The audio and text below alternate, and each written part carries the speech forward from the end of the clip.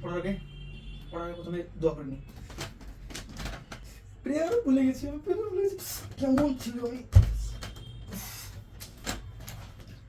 Chlorine atom difference chloride পড়ার টাইমই নাই, ইম্পর্টেন্ট কোশ্চেনগুলো করবো তাহলে পাস। এটা আসবে না গোটা লাইফের ঘুম এখনই আসছে আমার। পড়বো না। Classification chemical classification pure substance পায়খানাও যাবো না পজিশন গ্লাইকোজেন পায়খানা করে আছি।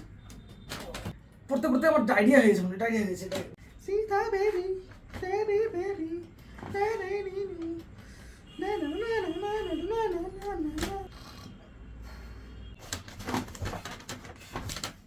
Chemical atom same atomic number বা ডিফারেন্ট মাস নম্বর।